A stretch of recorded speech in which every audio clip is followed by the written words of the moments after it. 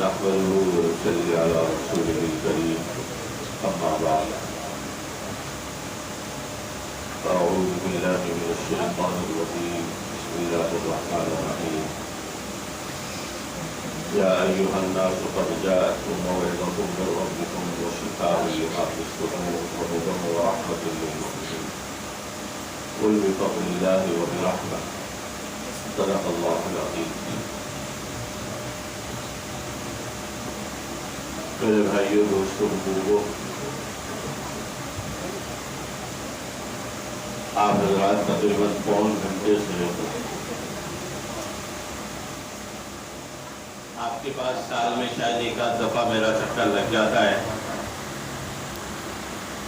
مجھے ایک دو باتیں بس صرف آپ سے عرض کرنی ہیں قرآن کریم سے متعلق، اور وہی میری نصیحت بھی ہے۔ اور قرآن کریم کی جو میں نے آیت پڑھی اس میں بھی اللہ رب العالمین اپنے ایمان والوں کو، جن کو اللہ تعالیٰ نے ایمان عطا فرمایا، اللہ کی بھی یہی نصیحت ہے۔ یا ایھا الناس قد جاءتکم موعظۃ من ربکم وشفاء لما فی الصدور وہدی ورحمۃ للمؤمنین۔ علماء نے لکھا ہے کہ اس کے اندر، اس آیت کے اندر اللہ تعالیٰ قرآن کریم کے 4 حقوق بیان فرما رہے ہیں۔ ان میں سے سب سے پہلی چیز نصیحت ہے کہ یہ قرآن کریم جو لوگ ایمان لائیں ان کے لیے یہ نصیحت ہے۔ یہ قرآن کریم ان کے لیے شفا ہے، یہ قرآن کریم ان کے لیے ہدایت ہے، قرآن کریم ان کے لیے وعظ و نصیحت کا ایک ذریعہ ہے۔ اور یہ اللہ تعالیٰ ہر ایک کو عطا نہیں فرماتے۔ قل بفضل اللہ وبرحمہ، کہ جس پر اللہ اپنا خاص فضل فرمانا چاہتے ہیں، جس کو اللہ تعالیٰ نوازنا چاہتے ہیں، جس کو اللہ تعالیٰ اپنا قرب عطا فرمانا چاہتے ہیں، ان کو اللہ یہ قرآن کریم عطا فرما دیتے ہیں۔ معلوم ہوا کہ ہر ایک کو قرآن کریم نہیں ملتا۔ آپ دیکھ لیں کہ کتنے ایسے لوگ ہیں کہ آج یہ رمضان المبارک آیا اور چند دن رہ گئے ہیں، چلا جائے گا، لیکن ان کو نہیں معلوم کہ رمضان المبارک آیا اور گیا، ان کو نہیں پتا۔ بہت سارے ہیں، آپ جانتے ہیں، آپ کے ارد گرد بے شمار لوگ ہوں گے کہ جن کو نہیں معلوم کہ رمضان میں کیا ہوتا ہے، جبکہ قرآن کریم ہم سے یہ بار بار اور کئی موقعوں پر یہ کہہ رہا ہے کہ اگر اللہ نے رمضان المبارک کو یہ جو فضیلت عطا فرمائی ہے، یہ جو منزلت عطا فرمائی ہے، یہ جو عزت اور مقام عطا فرمایا ہے، یہ صرف قرآن کریم کی وجہ سے عطا فرمایا ہے۔ سبحان اللہ۔ اگر یہ قرآن کریم رمضان المبارک میں نازل نہ ہوتا، شاید رمضان المبارک کے مہینے کو یہ فضیلت بھی حاصل نہ ہوتی۔ ذی الحجہ کا مہینہ اس سے زیادہ مقدس مہینہ ہے، محرم کا مہینہ مقدس مہینہ ہے،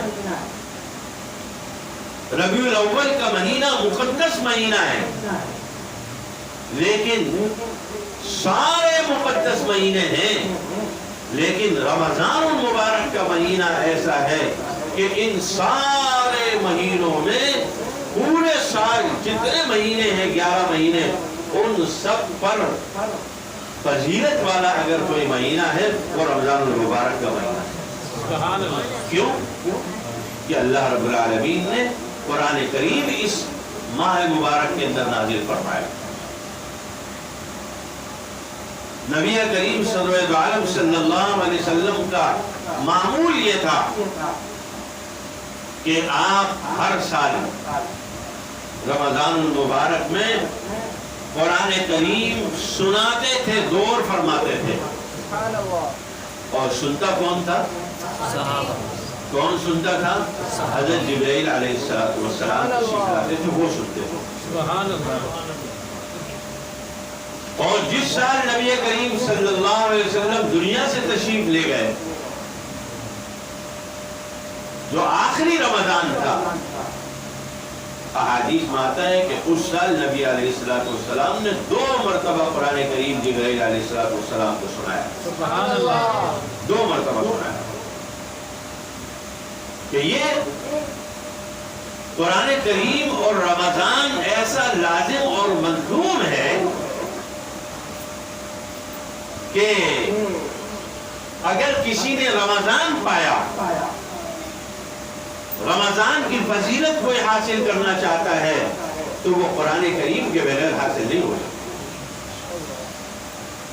وجہ کہ دیکھو صبح سے لے کے صبح سحری سے لے کے غروب آفتاب تک روزہ ہے نہیں، اور غروب آفتاب کے بعد تراویح کو سنت موقع قرار دیا. ورنہ کافی تھا روزہ اگر رکھ لیا تھا، صبح سے لے کے شام تک بھوکا پیاسا آدمی، اب مزید کوئی اور عبادت کی ضرورت نہیں تھی. لیکن اللہ تعالیٰ نے دن میں روزہ فرض کیا اور رات کو نماز تراویح سنت موقع قرار دیا کہ اگر دن میں روزہ رکھا تو رات کو تراویح اگر کوئی نہیں پڑھے گا گناہگار گناہ ہے. اور تراویح میں قرآن کریم پورا سننا یا سنانا یہ الگ سنت موقع ہے. اگر کوئی حافظ قرآن ہے تو اس کے لیے سنانا سنت موقع ہے، اور اگر کوئی حافظ قرآن نہیں ہے تو اس کے لیے سننا سنت موقع ہے. آج اللہ تعالیٰ نے آپ کو یہ دونوں دولت عطا فرما دی کہ رمضان کی دولت بھی عطا فرما دی اور نماز تراویح میں قرآن کریم مکمل کرنے کی بھی توفیق عطا فرما دی. یہ بہت بڑی دولت ہے بھائی. اس قرآن کریم کے ساتھ جڑ جائیں، قرآن کریم کے ساتھ چپک جائیں، انشاءاللہ یہ قرآن کریم آپ کو کہیں بھی مایوس نہیں کرے گا. جو لوگ قرآن کریم کے ساتھ جڑ گئے، جنہوں نے قرآن کریم کے ساتھ اپنی وابستگی ظاہر فرما دی، جنہوں نے قرآن کریم کے ساتھ اپنی زندگی پوری ختم کر دی، قرآن کریم پر وقف کر دی، نچھاور کر دی، اللہ تعالیٰ نے ان کو دنیا میں بھی کامیاب کیا، قبر میں بھی وہ کامیاب اور آگے حشر میں بھی وہ لوگ کامیاب. حدیث میں آتا ہے کہ قرآن کریم مرنے کے بعد سب سے پہلے جو انسان قبر میں جب جائے گا، جہاں پر سارے لوگ چلے جائیں گے، بیوی بچے بھی آپ کو قبر میں ڈال کر چلے جائیں گے، وہ آپ کے پاس بیٹھیں گے نہیں.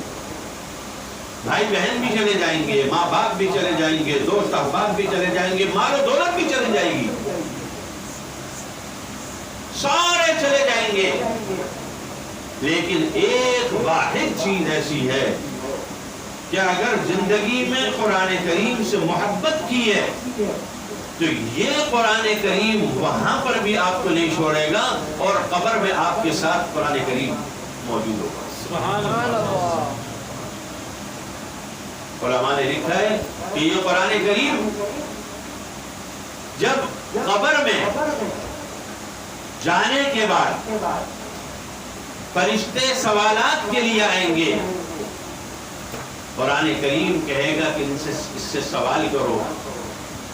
قرآن کریم کو دیکھ کر وہ سوال آسان کر دیے جائیں گے اس مردے کے لیے، اور جب وہ سوال کر کے چلے جائیں گے قرآن کریم اللہ تعالیٰ کی بارگاہ میں سفارش کرے گا، اے اللہ اس نے مجھے دنیا میں عزت بخشی تھی، اس نے مجھے دنیا میں عزت عطا فرمائی تھی، اور میری وجہ سے روزے کی حالت میں پورا دن قرآن کریم پڑھتا اور رات کو روزے کے بعد بھی یہ آپ کے بارگاہ میں کھڑے ہو کر قرآن کریم میرا سنتا تھا، سناتا تھا۔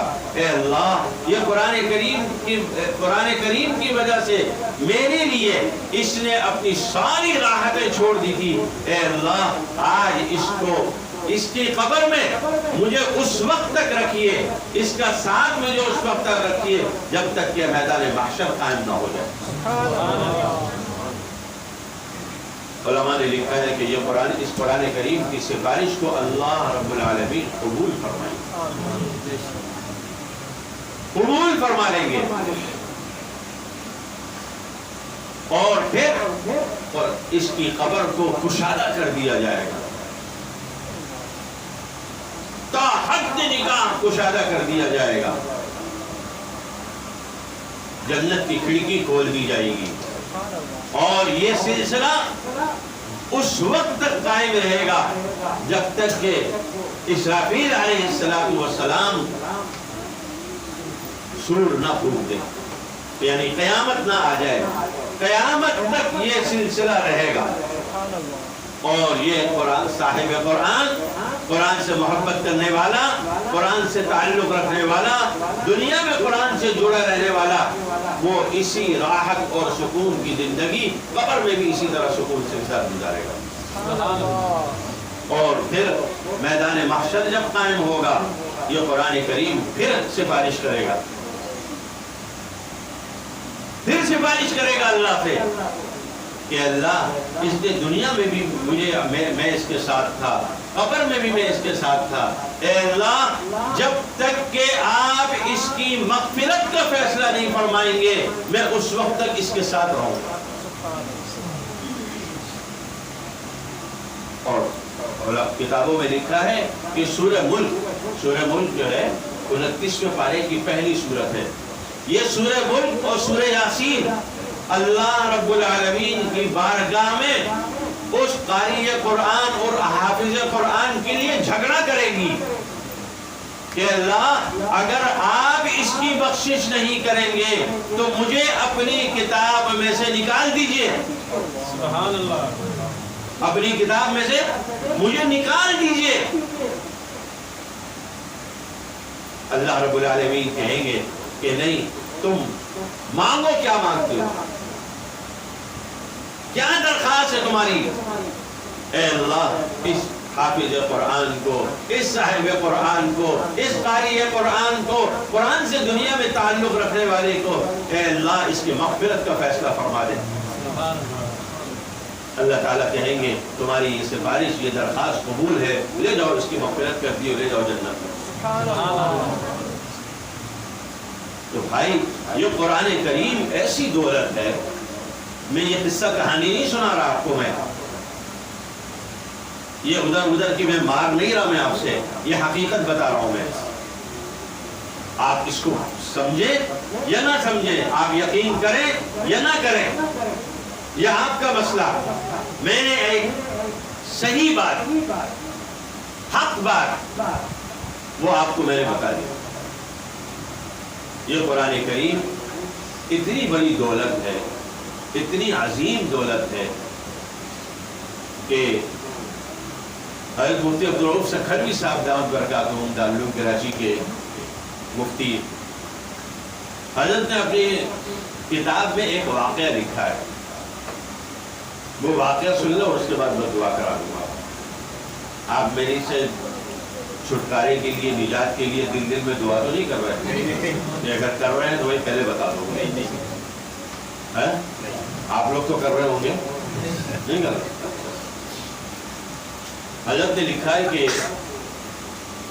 ایک شاہ صاحب تھے، اللہ والے ایک شاہ صاحب تھے، ان کا انتقال ہو گیا۔ کہتے ہیں کہ خواب میں کسی نے ان کو دیکھا تو وہ کہتے ہیں کہ وہ سو رہے تھے، خواب میں کوئی شخص آیا اور ان کو جگایا، ہلایا کہ ارے بھائی کہاں سو رہے ہو تم، اٹھو۔ وہ شاہ صاحب اٹھے، دیکھا تو عجیب منظر، نیا نیا منظر ہے، بالکل نئی جگہ ہے، اور ایک میدان ہے، بہت خوبصورت سا میدان ہے، درخت ہیں ہرے بھرے اور مختلف اقسام کے پھول لگے ہوئے ہیں، بڑا سبزہ زار بڑا ماحول ہے۔ اور اس ماحول کے بعد دیکھتے ہیں کہ ایک محل ہے، ایک محل ہے، اور وہ محل تو اتنا خوبصورت کہ کبھی آنکھوں نے تصور بھی نہیں کیا تھا، ایسا محل۔ وہ کہتے ہیں کہ خواب میں ہی میں چلا جا رہا ہوں، لیکن سمجھ میں نہیں آ رہا کہ میں یہ کہاں جا رہا ہوں، یہ کیا ہو رہا ہے، یہ کیا چیز ہے، یہ منظر کون سا ہے، یہ کون سی جگہ ہے، یہ نہیں سمجھ میں آ رہی۔ کہتے ہیں کہ میں ابھی اس جو باغ تھا، سرسبز و شاداب باغ تھا، اس باغ کے طرف روانہ ہو رہا تھا، تو میں دیکھتا ہوں کہ وہی شخص مجھے نظر آیا کہ جس نے مجھے جگایا تھا، ہلایا تھا، اٹھایا تھا۔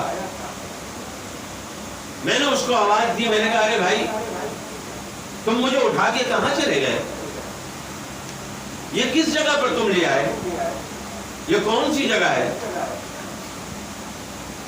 اس نے کہا کہ میں ابھی بتاتا ہوں تم کو، تم اور آگے جاؤ، شاید تم کو کچھ سمجھ میں آ جائے۔ وہ کہتا ہے کہ خواب میں میں اور آگے گیا، میں اب دیکھتا ہوں کہ میں اس باغ سے نکل کر میں اس محل میں چلا گیا، جو بہت ہی حسین و جمیل محل ہے۔ کچھ سمجھ میں نہیں آ رہا کہ یہ محل کیسا ہے، اس کا ہر طرف نوکر چاکر کھڑے ہوئے ہیں، ایسا محسوس ہو رہا ہے کہ جیسے کسی کا استقبال کیا جا رہا ہے، کوئی آنے والا ہے۔ حیران میں نے کہا بھائی مجھے اب بھی سمجھ میں نہیں آ رہا۔ کہنے لگے کہ ارے بھائی ایک شخص ہے، ایک شخص ہے، اس کا دنیا میں انتقال ہو گیا ہے اور اب وہ یہاں آنے والا ہے۔ تو وہ شاہ صاحب کہنے لگے کہ یہ جگہ کون سی ہے، یہ تو پہلے پتہ چلے، جگہ ہی کا پتہ ہی نہیں ہے کہ وہ جو صاحب آ رہے ہیں وہ ہے کون، چلو وہ تو بعد کی بات ہے، یہ جگہ تو پہلے پتہ چلے۔ کہنے لگے کہ یہ جو تم نے سرسبز و شاداب ایک باغ دیکھا، ایک بڑا تم نے جو یہ دیکھا، یہ قبر ہے۔ یہ کیا ہے؟ یہ قبر ہے۔ اور اس کے بعد تم نے جو ایک محل دیکھا، یہ اس کی آخری منزل جنت ہے۔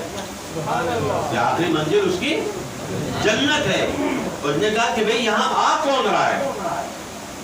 یہ تو پتہ چل گیا کہ بھئی یہ قبر ہے اور آگے جو منزل ہے وہ جنت ہے، یہ آ کون رہا ہے؟ کہنے لگا کہ ایک صاحب قرآن آ رہا ہے، ایک صاحب قرآن آ رہا ہے، قاری قرآن آ رہا ہے۔ کہنے لگا کہ میں انتظار میں تھا کہ میں دیکھوں کہ وہ کون ہے۔ میں نے اس سے پوچھا کہ کیا بھائی اس کی کیا اوصاف ہوں گے، پتہ نہیں کیا اس کا مقام ہوگا، کتنا اونچا آدمی ہوگا۔ تو میں نے اس سے پوچھا کہ بھائی وہ کیا کرتے تھے، وہ کیا کرتے تھے، یہ اتنا بڑا اکرام ان کے لیے، اتنا بڑا انعام ان کے لیے، اتنی خوبصورت ان کے لیے یہ قبر اور جنت کو سجایا جا رہا ہے، استقبال کے لیے کھڑے ہوئے ہیں سب۔ کہنے لگے کہ یہ جو شخص ہے، یہ جو اب آنے والا ہے، یہ صرف روزانہ صبح شام قرآن کریم کی تلاوت کرتا۔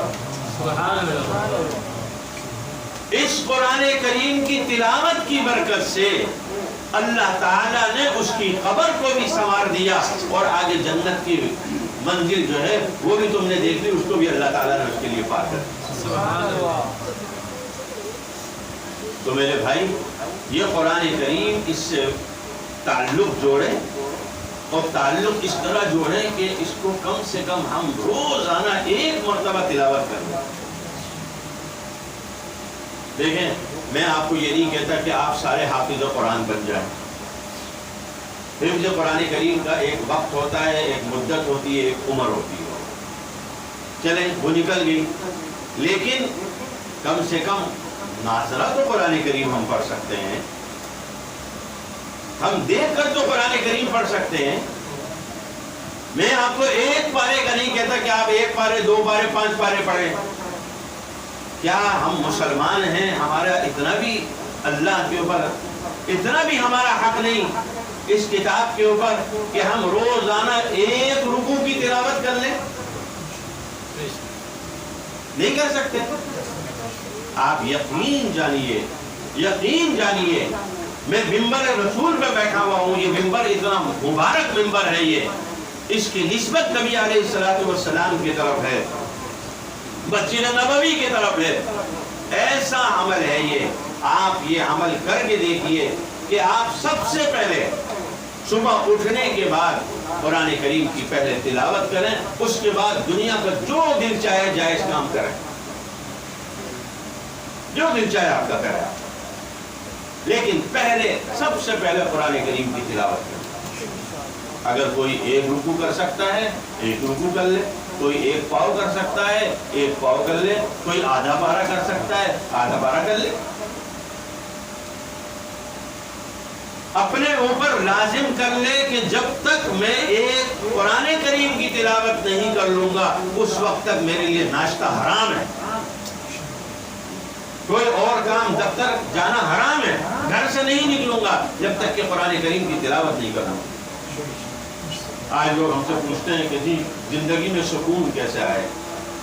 بے چین ہیں، مالدار بھی پریشان ہے، غریب بھی پریشان ہے، مزدور بھی پریشان ہے، سیٹ اور مالک بھی پریشان ہے۔ پوچھتے ہیں کہ جی سکون زندگی میں کیسے آئے؟ کوئی تعویذ دے دیں، کوئی تعویذ دے دیں۔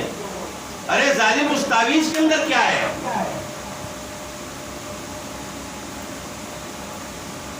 جو تعویذ مانگ رہے ہو اس کے اندر کیا ہے؟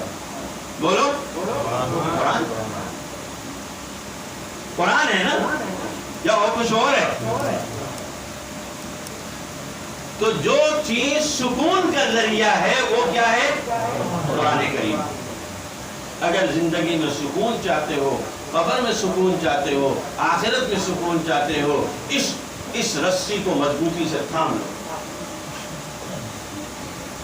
یہ ایسا عمل ہے کہ دنیا بھی بنے گی، قبر بھی بنے گی، انشاءاللہ آخرت بھی بنے گی۔ یہ مال، یہ دولت، یہ منصب، یہ طاقت، یہ عہدے، بھائی یہ جب تک کہ آنکھ کی کھلی بھی ہے نا اس وقت تک ہے،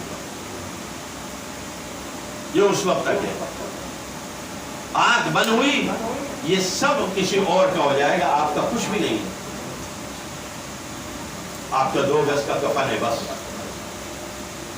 کچھ بھی نہیں ہے آپ کا۔ یہ ہٹو بچو ایک ہنگامہ برپا کیا ہوا ہے، یہ سب دنیا کے لیے ہے۔ کب تک اس میں مزے کرو گے؟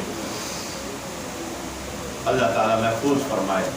بھائی میری آپ سے درخواست، اور آج کے محفل کا اصل مقصد یہ ایک نصیحت ہے کہ یہ قرآن کریم کے ساتھ جڑ جائیں، اس کی تلاوت کرنے والے بن جائیں۔ اگر اس کا معنی مطلب کسی کو سمجھ میں آنے لگ جائے، کوئی معنی مفہوم دے کر اس کا مطالعہ کرنے لگ جائے تو یہ تو نور علی نور، یہ تو بہت اونچا ہے، بہت اونچا مقام ہے۔ لیکن سب سے پہلا حکم نبی کریم صلی اللہ علیہ وسلم کے دنیا میں آنے کا جو مقصد ہے، جو 4 مقاصد ہیں، ان میں سب سے پہلا مقصد جو ہے وہ تلاوت قرآن ہے۔ یتلو علیہم آیات، کہ آپ تلاوت کرتے ہیں۔ تلاوت کرتے تھے. امام حنبل رحمۃ اللہ علیہ بڑے امام ہیں. ان 4 اماموں میں سے ایک امام ہے امام احمد بن حنبل.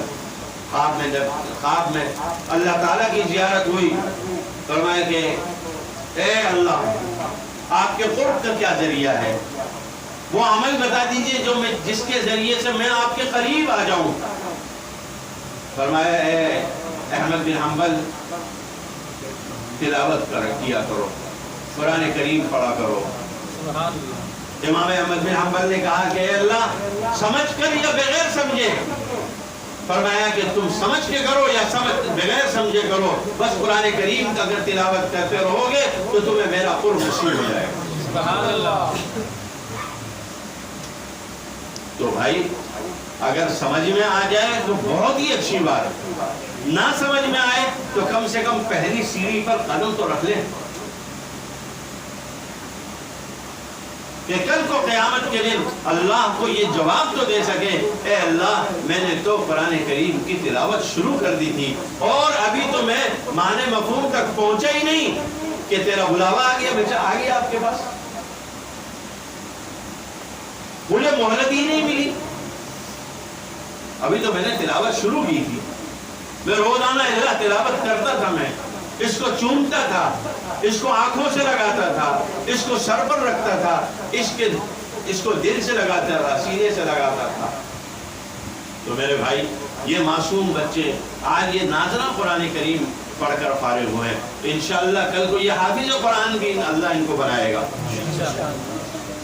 کتنے معصوم بچے چھوٹے چھوٹے لیکن پورا قرآن کریم ناظرہ پڑھ لیا ہے. کیا کبھی ہم نے اپنی زندگی میں پورا ناظرہ قرآن کریم اب تک کسی نے پڑھا, مکمل کیا؟ غور کرنے کی بات ہے, سوچنے کی بات ہے, یہ فکر کی بات ہے. اللہ تعالی ہم سب کے قرآن کریم سے سچی محبت اور عشق نصیب فرما دیں.